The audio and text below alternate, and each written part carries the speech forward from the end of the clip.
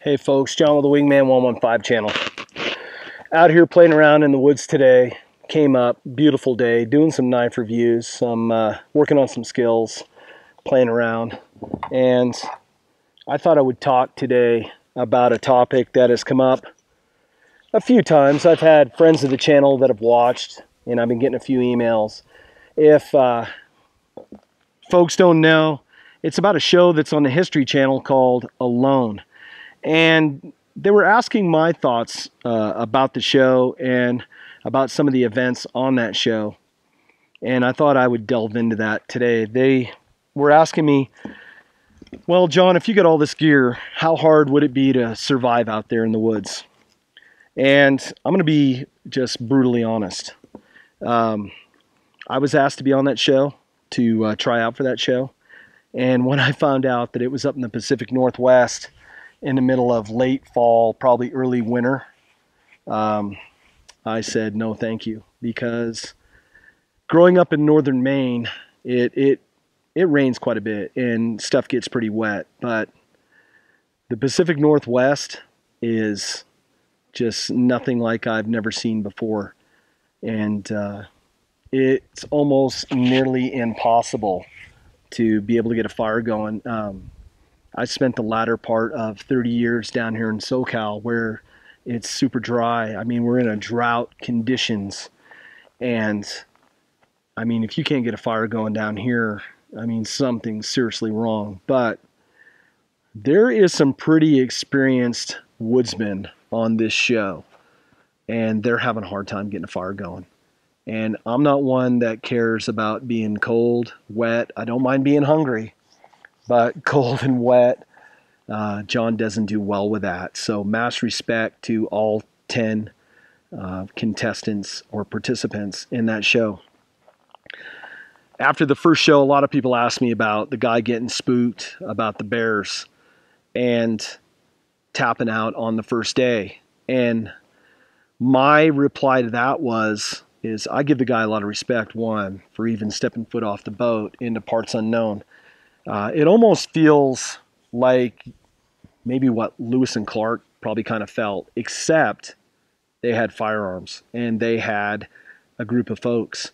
And unlike Lewis and Clark that had those comforts, you don't have a firearm and you're by yourself. So there's no support network. I can't say that I wouldn't have tapped if I had bears nudging up against my tarp shelter. Without a flashlight and without a means to start a fire that first night, you would have been in the hurt locker. I mean, the creatures that are out in the woods are just as bad as the creatures of the mind that you let play on you. So I give that gentleman mass respect and props even for attempting to go out there. A lot of the Sunday or Monday morning quarterbacks, I'm sorry, you probably wouldn't last an hour or two out there.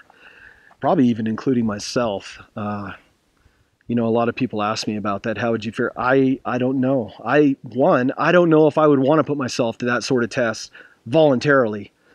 It's one thing if a plane goes down or your boat goes down and then this calamity is forced upon you. But, quote, to volunteer for this kind of reminds me of like in the military at SEER school, where you have to evade and escape enemy forces. I mean, it's going to wear on you. Sleep deprivation, hungry, thirst, especially if you got little kids at home, you're newlywed.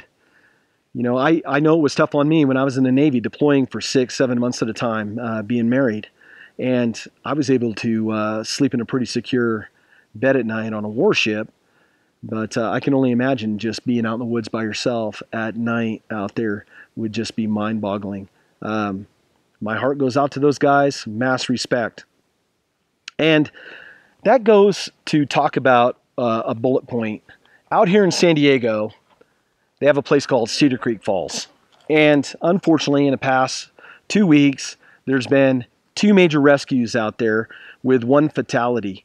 And I think a lot of folks watch the reality shows and they get a false sense of security, or this false sense of that they own the skills that unfortunately they don't possess.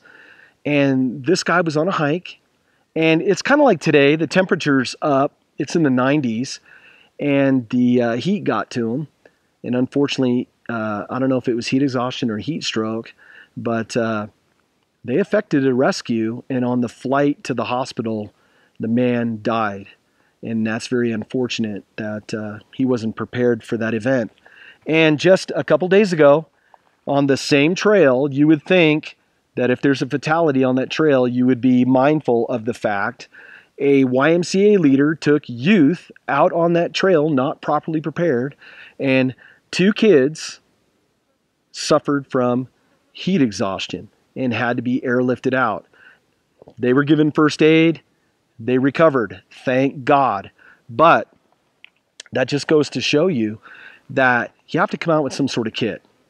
And to jump from that back to the show alone, these guys have their kit.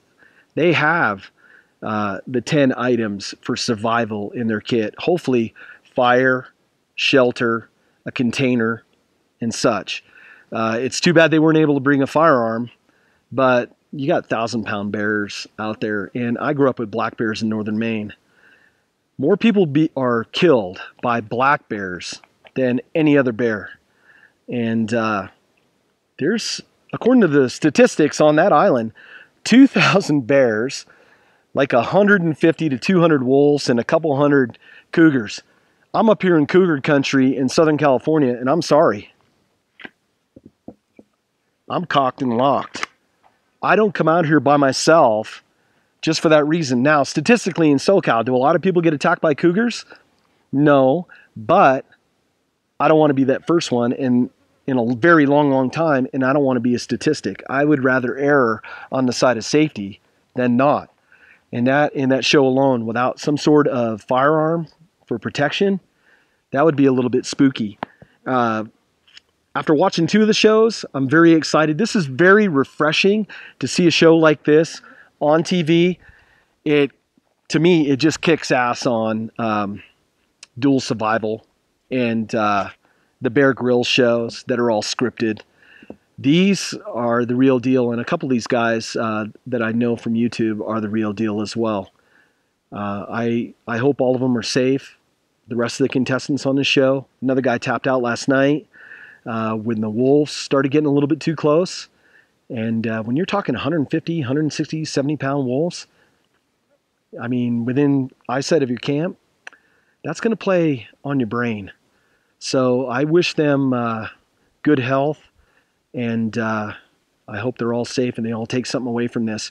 And I hope that this just revitalizes folks, young folks, to want to come out into the woods, even with middle-aged folks like me. Grab a youth, grab somebody, a young man, young woman, somebody who has a desire to come out in the woods. Take them out here, show them some skills, play around with stuff, and teach them to respect the land and to have a love for the land and not to be afraid to come out here, that there's a lot of beauty that they miss. They need to get off that path, off that paved road, and really take in the sights, the sounds, the smells, the ambiance of just being out here in the woods is such an awesome thing. And I think, if anything, that's what that show alone conveys. It's some beautiful country up there. It's God's country. It's treacherous with rain, storms, bitter cold. I hope the men that are out there are faring well. And I look forward to watching the other 8 episodes coming up. This is just a quick video on some thoughts on that. I think it's one of the more real shows that are out there, and I look forward to viewing the rest of the series. Hey, this is John with the Wingman 115 channel. Thanks for pulling up a chair here at my bushcraft camp and listening to an old guy talk about a TV show. I appreciate it. I'll see you on the next video, folks. Take care.